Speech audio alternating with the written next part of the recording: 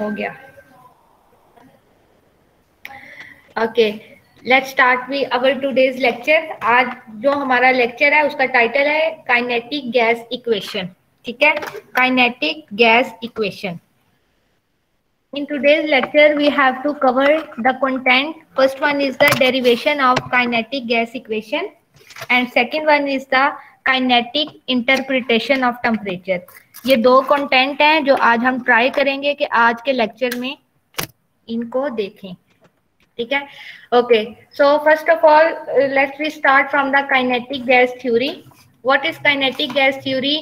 As you know already about kinetic gas theory, this theory was presented by Boltzmann, Maxwell Boltzmann, and according to this theory, there are some basic postulates about kinetic gas theory.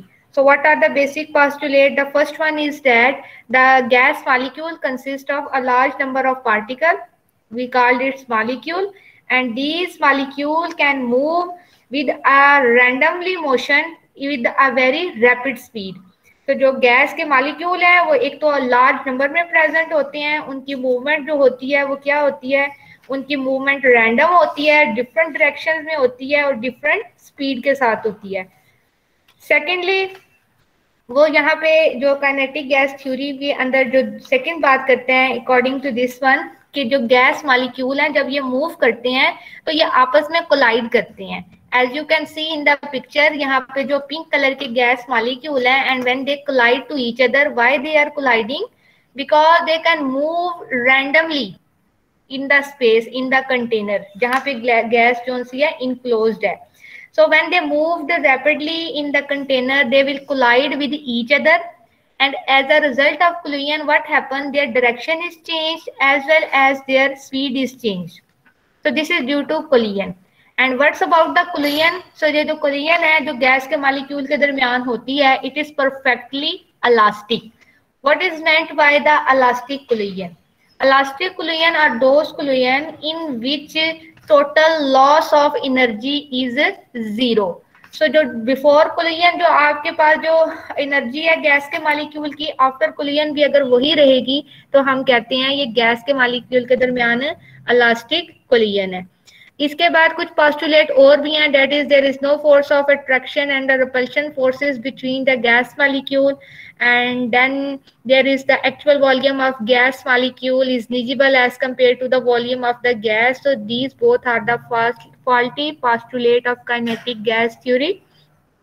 और बाद में जो van der Waals थे उन्होंने इसकी correction करके इसको भी जो था मॉडिफाई कर दिया था। One of the most important postulate of the kinetic gas theory is that average kinetic energy of a gas molecule is directly proportional to the absolute temperature. तो जो काइनेटिक गैस इक्वेशन है, kinetic energy है जो किसी भी gas के molecule की, वो एक पर्टिकुलर टेम्परेचर पे कांस्टेंट होती है, लेकिन as you increase the temperature what happen, the kinetic energy of the gas molecule is increase is directly proportional to the absolute temperature. तो ये कुछ गैस के पोस्टुलेट थे काइनेटिक गैस थ्योरी के। इसके बाद जो हमने नेक्स्ट देखना है वो हमने कहना है derivation of the kinetic gas equation.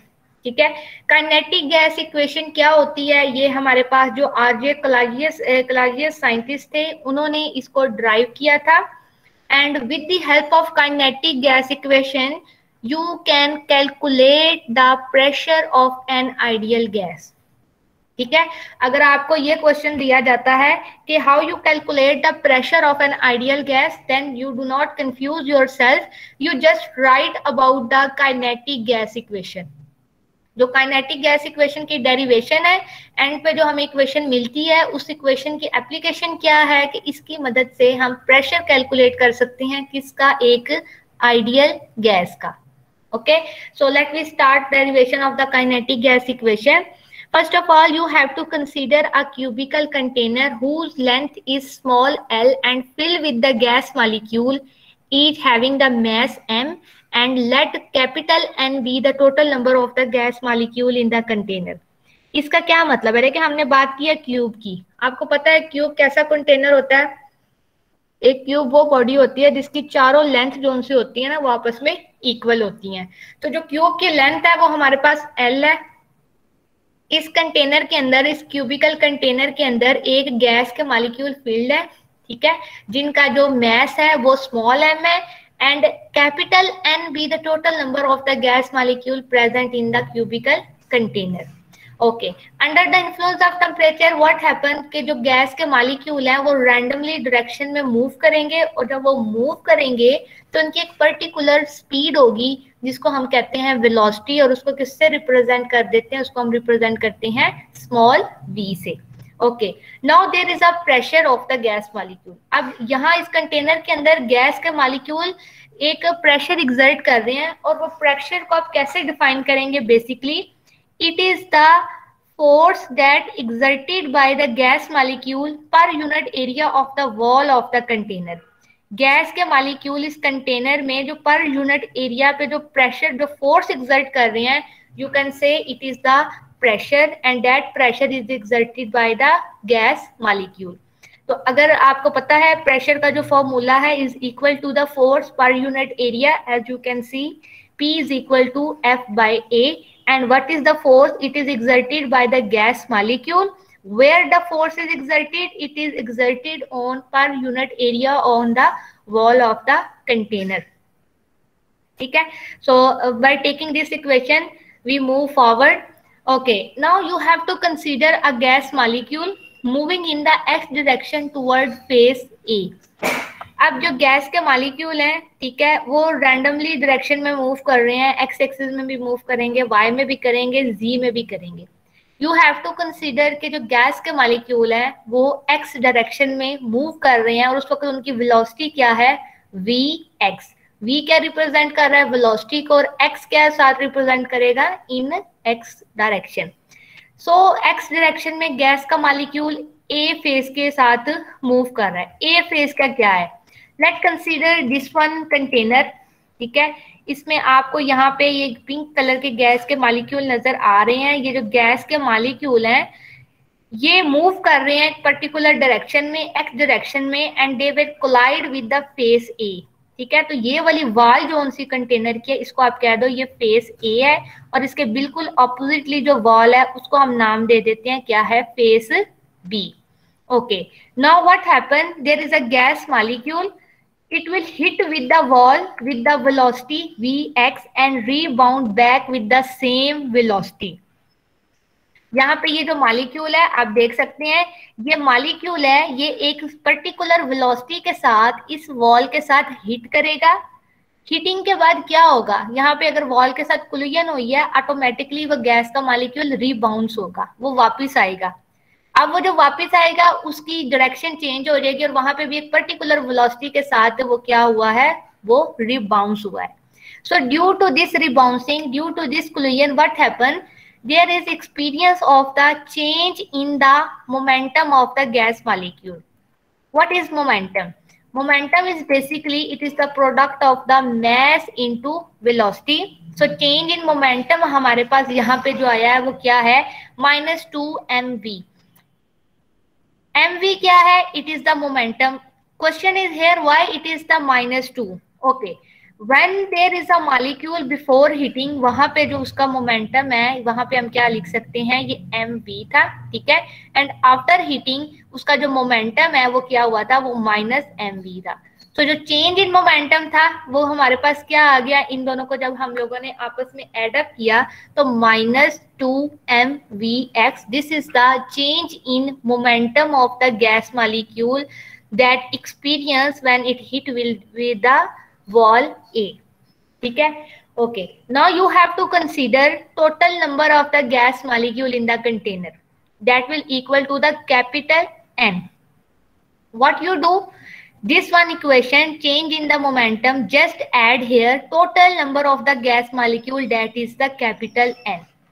Change in momentum हमारे पास क्या होता है, mass into velocity का product, and why it is -2, because the molecule hit with the wall and again rebounds, as a result of rebouncing there will be the change in momentum। तो जो change in momentum है वो पहले +mv था, बाद में वो -mv हो गया, और जब हम उनका चेंज लिया that will equal to the -2mvx। For the total number of molecule, the equation, just इस इक्वेशन में कैपिटल N को हम लोगों ने ऐड कर दिया है। Next thing is that you have to know what is the force. Force is equal to change in momentum with respect to time. यहाँ पे हमारे पास चेंज इन मोमेंटम की वैल्यू तो ऑलरेडी हम लास्ट जो स्लाइड थी उस लास्ट पेज पे एक्सप्लेन कर चुके हैं ये कैसे आया. क्वेश्चन यहाँ पे है that is time. What is that small t. ये स्मॉल टी हमारे पास क्या है. So basically small t is the time.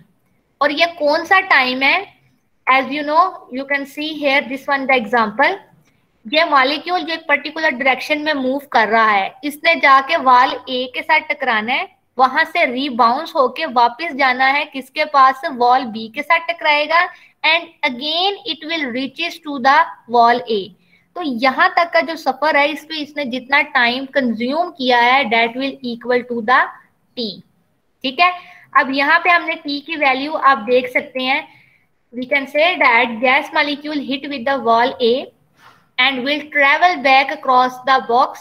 Travel back mean it will back to the wall B, collide with the opposite face. What is the opposite face? You can say here it is the opposite wall that we just label it capital B and hit face A again after time t. So it will given to the t is equal to V2L divided by Vx.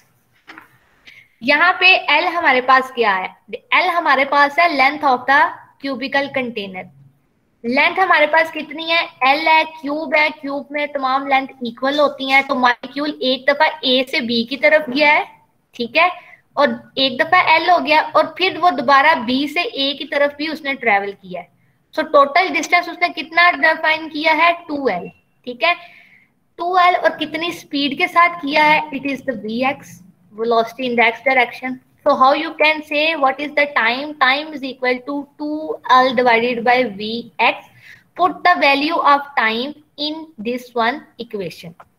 After putting the value of time t, you got this one expression.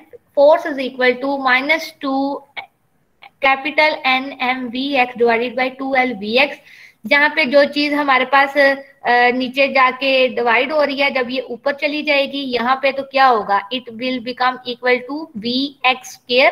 ठीक है, L यहाँ पे ये जो 2 है 2 से cancel हो जाएगा तो बाकी हमारे पास क्या एक्सप्रेशन बचेगा, minus NM Vx square over L. So this is the force of the molecule. This is the force that is exerted by the molecule to each other. ये वो फोर्स है जो एक मॉलिक्यूल दूसरे मॉलिक्यूल पे ही लगा रहा है. एक जरी बात है, दो मॉलिक्यूल है, नेगेटिव साइन है ना, तो वो एक मॉलिक्यूल दूसरे मॉलिक्यूल पे लगा रहा है, that's why there is the negative sign. But when the force is exerted on the wall, तो मॉलिक्यूल वॉल के ऊपर जो फोर्स लगा रहे हैं, अब वॉल बैक फोर्स नहीं लगा रही. तो this one force, if you return for the force exerted on the wall, you can write force exerted on the wall is equal to NNVx square over L.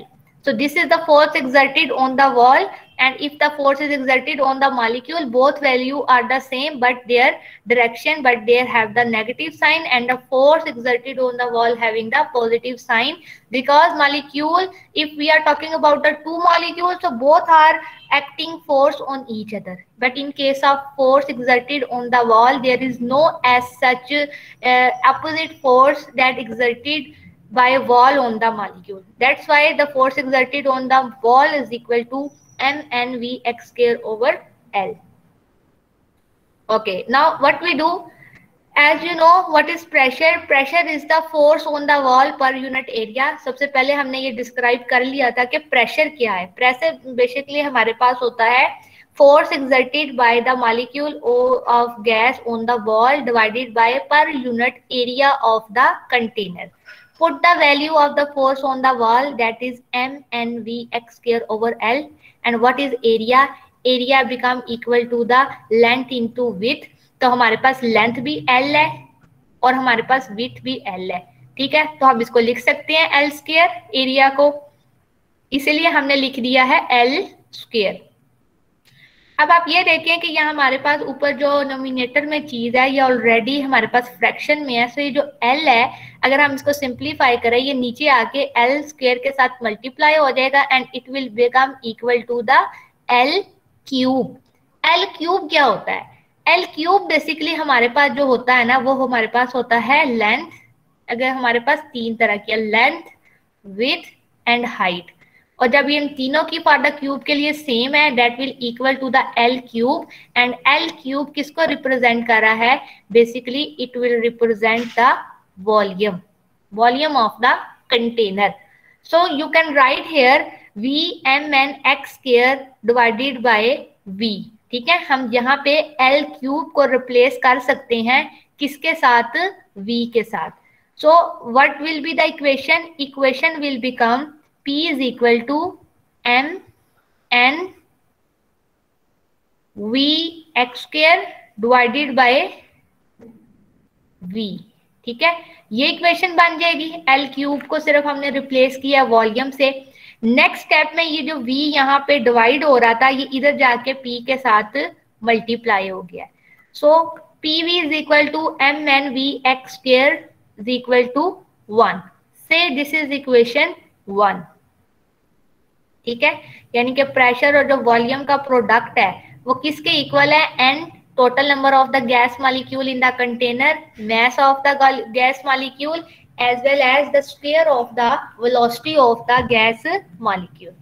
okay, now as you know that कि जो gas है वो independent है और वो तीनों direction में move कर सकता है, एक्स एक्सिस में, वाई एक्सिस में, जी एक्सिस में। अगर वो एक्स एक्सिस में मूव कर रहा है उसकी स्पीड कितनी होगी? V X. अगर वो y एक्सिस में मूव कर रहा है वी वाई, और अगर वो z एक्सिस में मूव कर रहा है तो उसकी स्पीड कितनी हो जाएगी? V Z. Okay, now you have to consider कि जो आपके गैस के मॉलिक्यूल हैं उसमें जो वो तीनों डायरेक्शन में मूव कर रहा है वो आपस में स्पीड उनकी इक्वल है। ठीक है, यानी कि V X square is equal है वी वाई स्क्वायर के और वी वाई स्क्वायर है वी जी स्क्वायर के। तीनों स्पीड्स आपस में इक्वल हैं। तो इसको, और अगर हम लोग यहाँ पे जनरलाइज लिखें, तीनों वेलोसिटी है ना, तीनों कंपोनेंट में है। अगर मैंने एक जनरल वेलोसिटी गैस की लिखनी है तो हम क्या लिख सकते हैं? v लिख सकते हैं। तीनों को रिप्रेजेंट करना हो v लिख सकते हैं। अब यहाँ पे अगला काम क्या वो कह रहा है? वो ये कह रहा है कि जो वी एक्स है वो इक्वल है वी वाई के और वी वाई इज इक्वल है वी जी के। इन तीनों की वैल्यू सेम है। फॉर एग्जाम्पल अगर वी एक्स स्क्वायर की वैल्यू 1 है, इसकी भी 1 है और इसकी भी 1 है, तीनों को जब मैंने एड अप करके लिखना है so I can write here 3v। इसकी जगह हम लिख सकते हैं, ठीक है, इसकी जगह हम क्या लिख सकते हैं? 3v। यहाँ पे हम लोग इसको ऐड कर सकते हैं, that will equal to the 3vx। अच्छा, यहाँ पे एक और बात है, यहाँ पे अगर मैंने इसको जनरल एक्सप्लेन करना है ना तमाम वेलोसिटीज को, इसको मैं कहूंगी that will equal to the v। अगर मैंने आपको कहा है कि किसी गैस के मॉलिक्यूल की वेलोसिटी कितनी है, you can say that it will be equal to the v। अगर आपको ये पूछा जाए कि एक्स एक्सिस में कितनी है, आप कह दोगे कि एक्स एक्सिस में वी एक्स है, वी वाई है और वी जी है। ठीक है, हमारे इस केस में वी एक्स, वी वाई और वी जी इक्वल है, तो इसको हम लोग लिख सकते हैं ना 3vx इसको, and that will equal to the general velocity. General velocity किसके इक्वल है? It will equal to the V X plus V Y plus V square के। जनरल वेलोसिटी इक्वल होती है कि V X, V Y, V Z तीनों को add कर दें तो हमारे पास जनरल वेलोसिटी आती है। अब यहाँ पे हमारे पास सिचुएशन ये है कि जो वी एक्स है वो इक्वल है वी वाई की और वी वाई इज इक्वल है वी एक्स जेड के। तो अब अगर मैंने इसको जनरलाइज करना है, I can say that it will equal to the 3vx। ठीक है, now we have put this one value in the equation number 1 कि हमारे पास वेलोसिटी, क्योंकि यहाँ पे सबके साथ स्क्वायर है, सो जनरल वेलोसिटी का भी हम स्क्वायर लेंगे। सो जनरल वेलोसिटी हमारे पास किसके इक्वल हो गई है? 3vx के। ठीक है, हम लोगों ने आगे नेक्स्ट स्टेप में क्या किया है? 3vx है, हमारे पास जनरल वेलोसिटी निकली है 3vx स्क्वायर। यहाँ से हमने vx स्क्वायर की वैल्यू फाइंड आउट करनी है। You can say that vx square is equal to v square divided by 3। sorry, it's v square divided by 3। ये स्टेप कैसे आया है मैं रिपीट कर देती हूँ। हम यहाँ पे बात कर रहे हैं कि जनरल वेलोसिटी की। अगर एक ही वेलोसिटी है गैस के मॉलिक्यूल की, कि आपने जनरल बतानी है, that will equal to the capital V. और कैपिटल वी इक्वल किसकी है? बेसिकली वो इक्वल होता है वी एक्स के प्लस वी वाई के प्लस वी जी के। ठीक है, हमारे पास यहाँ पे सिचुएशन ये है कि जो हमारे पास वी एक्स है it will equal to the V Y and V Y is equal to the V Z. और अगर मैंने इनको अब कंबाइन करके लिखना है, चूंकि ये तीनों जो वी वाई है और वी जी है ये वी एक्स के इक्वल है, so I can write here 3vx। ठीक है, तो जनरल वेलोसिटी किसके इक्वल होगी? It will equal to the 3vx। बड़ा सिंपल सा यहाँ पे हमने काम किया है। उसके बाद हमने यहाँ से सेपरेट आउट किसको करना है? वी एक्स को। अगर आपने वी एक्स स्क्वायर को सेपरेट आउट करना है, आप क्या करेंगे? सिंपली ये जो 3 है ये जाके यहाँ पे डिवाइड हो जाएगा। वी एक्स के साथ 3 क्यों यहाँ पे हमने लिखा है? क्योंकि वी एक्स स्क्वायर इक्वल है वी वाई स्क्वायर और वी वाई स्क्वायर है वी जी स्क्वायर, और अगर इन तीनों को ऐड कर दें that will equal to the general velocity. Now you have to put this one value, ये जो हमारे पास ये निकलेगी वी एक्स स्क्वायर की वैल्यू, जो आपके पास ये V X square divided by 3 है, you have to put in equation number 1। This one is the equation number 1। तो वी एम एम एन, यहाँ पे वी एक्स स्क्वायर था, वी एक्स स्क्वायर की जगह आपने क्या लिखा? V square divided by 3। ठीक है, so this is the final expression of the kinetic gas equation. और इसको आप ऐसे भी लिख सकते हो, P V is equal to 1/3 mnv²। या हम लोगों ने इसको अगर हम लोग मजीद वेरीफाई करके लिखें तो ये हमारे पास कुछ यूं आ जाएगा, and this equation is known as the kinetic gas equation. अब इस काइनेटिक गैस इक्वेशन की मदद से हम क्या कर सकते हैं? We can do calculate the pressure of an ideal gas. तो अगर आपको क्वेश्चन आता है कि how you calculate the pressure of an ideal gas, तो जो आप लोगों ने इक्वेशन लिखनी है वो आपने ये डेरिवेशन लिखनी है काइनेटिक गैस इक्वेशन की। ये क्वेश्चन दोनों तरह से पूछा जा सकता है कि derive the relation for the kinetic gas equation as well as how you calculate the pressure of an ideal gas. तो आपने यहाँ तक की सारी डेरिवेशन लिखनी है। Okay okay, next thing is that, as you know, PV is equal to 1/3 mnc². This equation is known as the kinetic theory equation, kinetic gas equation, not theory, kinetic gas equation. And here the velocity in kinetic gas equation is known as the root mean square velocity, and it is given by this one formula. Okay, अब यहाँ पे ये बात कर रहे हैं कि ये हमारे पास जो v² है, यहाँ पे जो वेलोसिटी है m 1/3 mnv², बेसिकली क्या कहा जाता है? कहा यह जाता है कि ये हमारे पास जो वेलोसिटी है it will equal to the root mean square velocity. Root mean square velocity क्या है? अगर आपको याद हो कि हमारे पास जो RMS होती है, रूट मीन स्क्वायर वेलोसिटी, ये R है, इसको V है, sorry, root mean square velocity it will equal to the 3RT divided by m। ये जो रिलेशन है ये बेसिकली हमें दिया किसने था? मैक्सवेल ने। लेकिन ये जो रिलेशन है you can derive it from the kinetic gas equation. ठीक है, आप लोग by using this one equation root mean square velocity का रिलेशन ड्राइव किया जा सकता है। इसलिए कहा यह जाता है कि जो pmnv² के अंदर वेलोसिटी है ये कौन सी वेलोसिटी है? रूट मीन स्क्वायर वेलोसिटी है। हमने 3 तरह की वेलोसिटी ऑलरेडी डिस्कस की हैं। हमारे पास एवरेज वेलोसिटीज होती हैं, मोस्ट प्रोबेबल वेलोसिटीज होती हैं, रूट मीन स्क्वायर वेलोसिटी होती हैं। यहाँ पे हम किसकी पर्टिकुलर बात कर रहे हैं? रूट मीन स्क्वायर वेलोसिटी की। अगर आपको याद हो जो आपको असाइनमेंट दी थी उसमें मैंने आपको ये बात मेंशन की थी कि आपको कोई भी वेलोसिटी पूछी जाए आप कैलकुलेट कर दे, आपका आंसर ठीक होगा। लेकिन यूजुअली हम लोग प्रेफर किसको करते हैं? रूट मीन स्क्वायर वेलोसिटी को। क्यों करते हैं?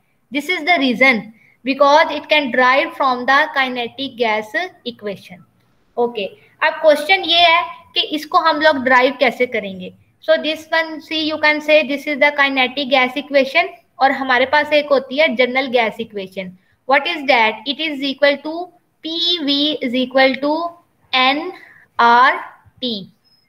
ठीक है, अगर हम लोग 1 मोल कंसीडर करें, n इज इक्वल कर दें 1, तो हमारे पास क्या हो जाएगा, पी वी इज इक्वल है आर टी के।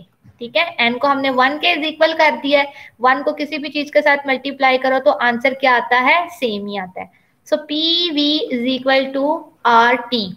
Okay, now this one is equation 1 and this is the equation 2। दोनों के लेफ्ट हैंड जो लेफ्ट साइड है वो सेम है, राइट साइड को कंपेयर कर दें, you can say that RT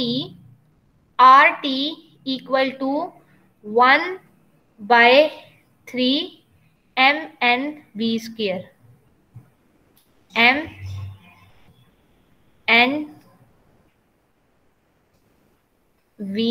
square। Okay, ये हम लोगों ने राइट हैंड साइड को कंपेयर कर लिया इक्वेशन 1 और इक्वेशन 2 का, जिसके ऊपर मैंने ये एरो लगाए हैं। अगर मैं इसको सिंप्लीफाई करूं, हमारे पास ये देखें, हमारे पास यहाँ पे ये जो 3 है ये चलें इसके साथ उधर जाके मल्टीप्लाई हो जाएगा, that will is equal to the 3RT हो जाएगा। ठीक है, अब इक्वल के इस साइड क्या रह गया, इस साइड रह गया है MNV स्क्वायर। यहाँ पे V स्क्वायर की बात हो रही है, V स्क्वायर, और साथ में है MN। M क्या है हमारे पास, इट इज द मास, और N क्या है, टोटल नंबर ऑफ मॉलिक्यूल। तो MN, इन दोनों का जो प्रोडक्ट है वो किसके इक्वल होता है, वो इक्वल होता है हमारे पास मोलर मास के, जिसको हम रिप्रेजेंट कर देते हैं किसके साथ, कैपिटल M के साथ। तो हमारे पास इसको अगर मैं फर्दर करूं, इसकी जगह रिप्लेस कर दूं कैपिटल M से, तो इक्वेशन क्या बनेगी, V square is equal to 3RT over M। ठीक है, ऐसे आ जाएगा। ये यहाँ पे V के साथ MN मल्टीप्लाई हो रहा था, MN को हमने सब्स्टिट्यूट कर दिया कैपिटल M से, जो डिनोट कर रहा है मोलर मास को। सो यू कैन राइट हियर, जो वहां मल्टीप्लाई हो रहा था यहाँ आके डिवाइड हो जाएगा। You have taken the under root, ठीक है, अंडर रूट ले लें, वो उसके साथ कट जाएगा और यहाँ बाकी रह जाएगा ये। So velocity will be equal to 3RT over M। और ये जो 3RT ओवर M का फॉर्मूला है, हमें पता है ये कौन सी वेलोसिटी का फॉर्मूला है, basically it is the velocity of root mean square. That's why we can say that the velocity in kinetic gas equation is known as root mean square. Okay, is it clear to you? Okay, now here question is that by using this one kinetic gas equation, जो हमारे पास हम यहाँ पे use कर रहे हैं, kinetic gas equation जो हम लोग यहाँ पे यूज कर रहे हैं, इसके साथ क्या हो सकता है, यहाँ पे हम लोग काइनेटिक गैस इक्वेशन को यूज करने के बाद डिफरेंट लॉज, जो हमारे पास लॉज है, boys law, Charles law, Avogadro's law, Graham diffusion law etcetera, ये तमाम के तमाम लॉज ऑलरेडी आपको असाइनमेंट में दिए जा चुके हैं, आप लोग इनसे वेल अवेयर्ड हैं। वो तमाम के तमाम लॉ जो से हैं वो इस इक्वेशन को यूज करके ड्राइव किए जा सकते हैं। तो आप लोगों का एक काम ये भी है कि आप लोगों ने कोशिश करनी है इस इक्वेशन को यूज करते हुए तमाम लॉज को ड्राइव करने की, वो बिल्कुल इजीएस्ट से है। अगर किसी को फिर भी कोई प्रॉब्लम है, you can consult from FSC book, वहां पे अच्छे लिखे हैं। अगर फिर भी किसी को कोई प्रॉब्लम होगी तो उसको हम डिस्कस कर लेंगे, ठीक है। सो एनीहाउ हमारा क्वेश्चन यही था कि how you drive the kinetic gas equation या how you calculate the pressure of an ideal gas. तो आप लोगों ने यहाँ तक क्वेश्चन को सारा अटेम्प्ट करना है और बकायदा आपने बताना भी है कि यहाँ पे जो काइनेटिक गैस इक्वेशन के अंदर वेलोसिटी है वो हमारे पास रूट मीन स्क्वायर वेलोसिटी है। Okay, now we will move toward the second part of the lecture, that is the kinetic interpretation of the temperature. ठीक है, कि जो काइनेटिक इंटरप्रिटेशन है टेम्परेचर की वो क्या है। As you know, according to kinetic molecular theory of the gases, gas can move randomly and they will collide with each other as well as on the wall of the container and change their direction. Collisions are perfectly elastic and the pressure of the gas is the result of those collisions that will wall of the container. So this point is very important. देखें, हमने जब kinetic gas equation को drive किया था ना, वहां पे भी जो हमने प्रेशर जो फोर्स कंसीडर की थी प्रेशर कैलकुलेट करने के लिए, वो कौन सी फोर्स की थी, the force exerted by the gas molecule on the wall of the container. ठीक है। तो हमारे पास दो तरह की फोर्स थी, एक वो भी फोर्स थी जो मॉलिक्यूल आपस में लगा रहे हैं, और एक वो फोर्स थी जो मॉलिक्यूल्स बॉल के साथ लगा रहे हैं for the calculation of pressure of the gas. Which one force you have to consider? That is a force that exerted by the molecule of the gas with the wall of the container. तो इसके नतीजे में हमारे पास जो equation है, again you can say that P V is equal to 1/3 mnc square.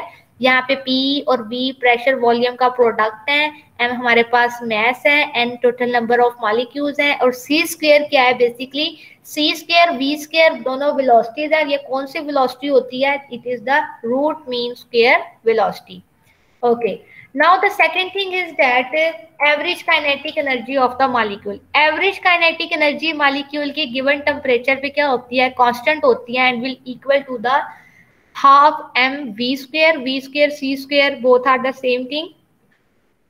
Okay, now what you do, you know that kinetic energy of the gas molecule equal to the half mc square. In above equation, kinetic energy of the gas molecule is represented by E, K, E for energy and K for the kinetic. Now you have taken the kinetic gas equation, PV is equal to 1/3 mn c square. Divide and multiply this equation by the 2. तो देखिए ये हमारे पास kinetic gas equation है, इसको हमने divide भी 2 से किया है और मल्टीप्लाई भी. सो 2/2 multiply 1/3 mn c square. Say this is equation C. You have to arrange this one equation. तो हमने अगर इस इक्वेशन को रीअरेंज किया, कैसे किया है?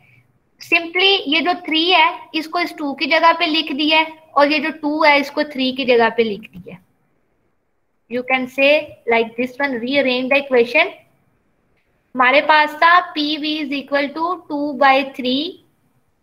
पहले हमारे पास क्या था? 2/2 था, 2/2, and it will equal to the 1/3 mnc square, mnc square. ठीक है, तो देखें हमारे पास ना ये इक्वेशन थी, ये सॉरी ये m है. ओके, अरेंजमेंट हमने रीअरेंज कैसे किया है? इन दोनों की आपस में जगह बदल दी है, ये यहाँ पे चला गया और 3 2 की जगह. तो हमारे पास रिजल्टिंग क्या आ गया है? 2/3 n मल्टीप्लाई 1/2 mc स्क्वायर. देखिए यहाँ पे जब 2 आ जाएगा ना, 1/2 mc स्क्वायर, ये n जो सा है ये यहाँ पे आ गया है. आपको पता है 1/2 mc स्क्वायर, अभी पीछे हम पढ़ के आए हैं, it will equal to the kinetic energy. और काइनेटिक एनर्जी को किससे रिप्रेजेंट किया था? ई के से. तो 1/2 mc स्क्वायर की जगह काइनेटिक एनर्जी पुट कर दी है, बाकी एज सच इक्वेशन वैसे ही रही है. Now you have to suppose कि one molecule of gas molecule equal to the Na. What is Na? It is the Avogadro number.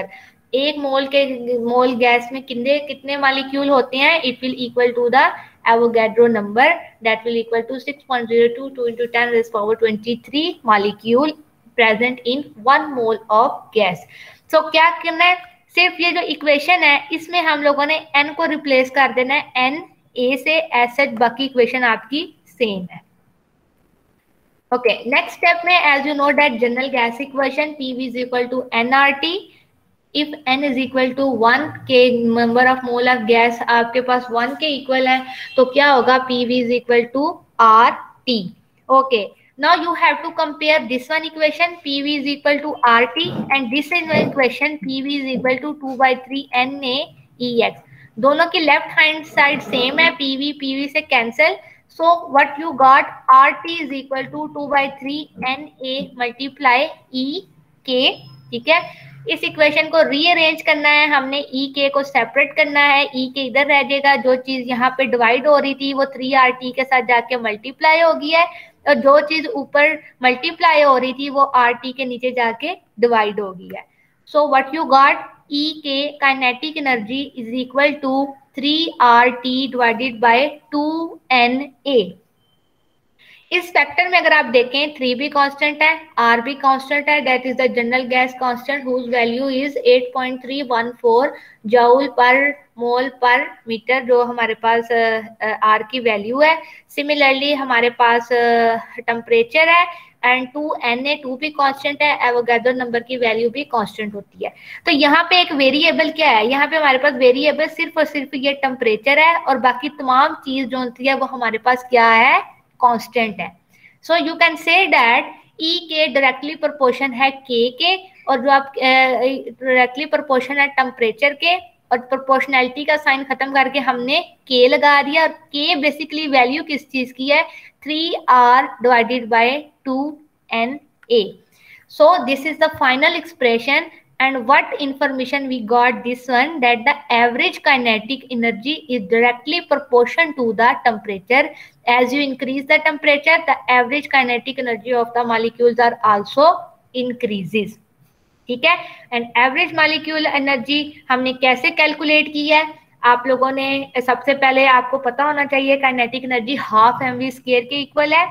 Then you know about the kinetic gas equation 1/3 PV is equal to 1/3 MnC square. उसको आपने थोड़ा सा modify करना है, to उसे divide और multiply करके एक न्यू फॉर्म, मॉडिफाइड फॉर्म बना लेनी है।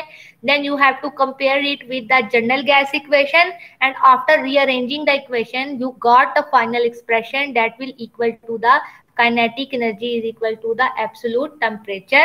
Kinetic energy will is equal to the absolute temperature, that is T. Okay, now the here question is that what is absolute temperature? पता है एब्सोल्यूट टेम्परेचर क्या होता है?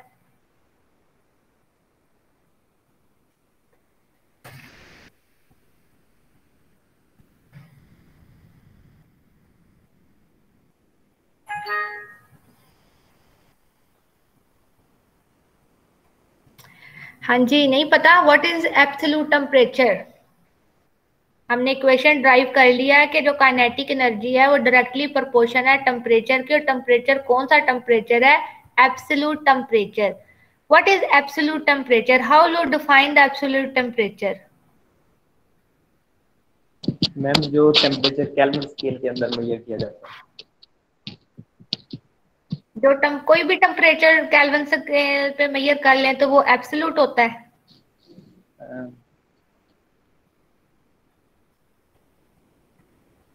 मैम ये थ्योरेटिकल लोएस्ट टेम्परेचर जो कि 0 केल्विन होता है। हाँ, वेरी गुड। बेसिकली जो हमारे पास एब्सोल्यूट टेम्परेचर होता है ना, इज अ हाइपोथेटिकल टेम्परेचर, और ये जो हमारे पास है ये अटेनेबल नहीं होता। Its value become equal to the 0 kelvin. 0 kelvin आपको पता है कि जो हमारे पास टेम्परेचर जो होते हैं ना वो 3 तरह की डिग्री में फाइंड आउट हो सकते हैं, सेंटीग्रेड में, फॉरेनहाइट में और हमारे पास केल्विन में।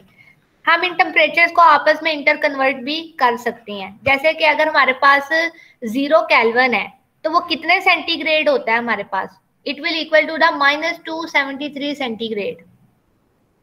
ठीक है, और अगर हम कहते हैं कि हमारे पास -273 सेंटीग्रेड है, -270 तो ये बहुत ज्यादा लो टेम्परेचर है, वहां तक तो लाइफ ही इम्पॉसिबल है।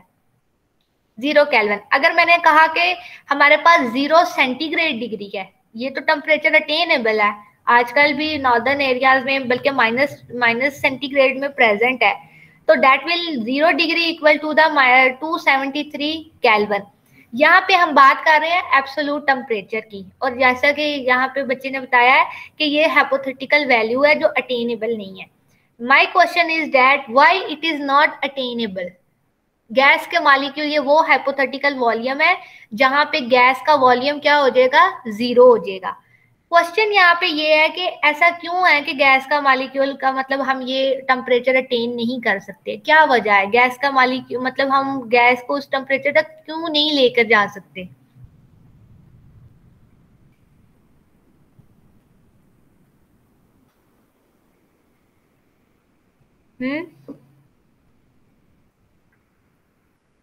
मैम वेरी स्मॉल टेम्परेचर है इस वजह से। वो तो हमें पता ही है, तो वेरी स्मॉल टेम्परेचर हम लेके क्यों नहीं जा सकते, वजह क्या है? चलिए एनी हाउ कोई बात नहीं, मैं आपको बता देती हूँ लाइफ ही एग्जिस्ट नहीं करती तो फिर हम खुद कैसे लेकर जाएंगे? नहीं, इट्स नॉट पॉसिबल। अभी तक जो साइंटिस्ट है ना वो 10⁻⁻⁵ केल्विन तक पहुंचे जा चुके हैं। अच्छा, इसकी वजह क्या है? सबसे पहली बात जो यहाँ पे सुनने वाली वो ये है, आपको पता है एक प्रोसेस होता है लिक्विफिकेशन ऑफ द गैसेस, ठीक है। गैस और लिक्विड के और सॉलिड में एक्चुअली फर्क क्या होता है? फर्क यहाँ पे सिर्फ होता है कि उनके अंदर जो इंटरमॉलिक्यूलर फोर्सेस होती है ना मॉलिक्यूल्स के दरमियान, उनका a gas can be convert into the a gas can be convert into the liquid if you are decreasing the temperature। अगर आप किसी टेम्परेचर को डिक्रीज करते रहते हैं, गैस के मॉलिक्यूल का टेम्परेचर इतना डिक्रीज करेंगे तो क्या होगा, वो आपस में मॉलिक्यूल क्लोजर क्लोजर आते जाएंगे, अल्टीमेटली एक गैस कन्वर्ट हो जाएगी लिक्विड में, ठीक है, पहली बात। तो ये टेम्परेचर इसलिए अटेनेबल नहीं है, इस टेम्परेचर पर पहुंचने से पहले ही गैसेस लिक्विफाई हो जाती हैं, ठीक है, वो लिक्विड में कन्वर्ट हो जाती हैं।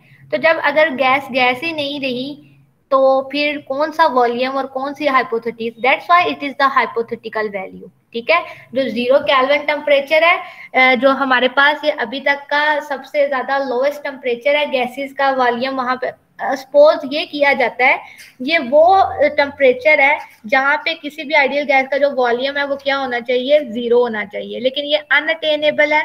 उसकी वजह क्या है? उसकी वजह ये है कि यहाँ पे जो एब्सोल्यूट 0 है वहां पे क्या है, वहां पे जो गैस है पहुंचने से पहले ही लिक्विफाई हो जाती हैं। ओके, अब तक का जो टेम्परेचर रिकॉर्ड है ना, it will is equal to 10⁻⁻⁵ kelvin, ठीक है। इसका क्या मतलब है?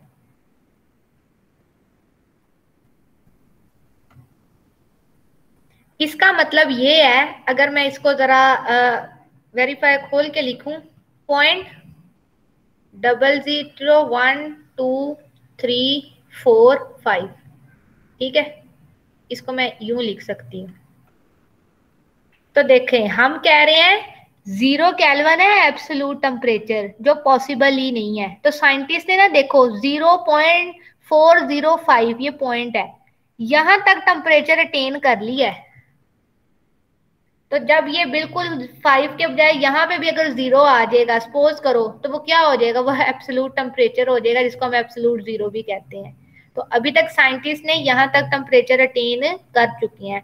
तो ये एक इम्पॉर्टेंट बात है, इम्पॉर्टेंट एमसीक्यूज के हवाले से भी बात है कि अब तक का कितना जो टेम्परेचर है वो साइंटिस्ट ने देख लिया है। It will equal to the 10⁻⁻⁵ kelvin.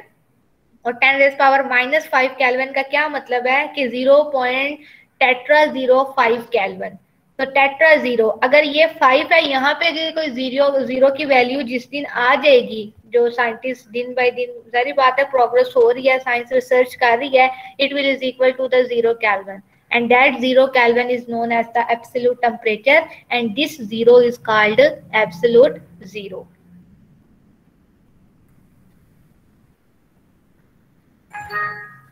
Okay, सो ये हमारा लेक्चर था आज का।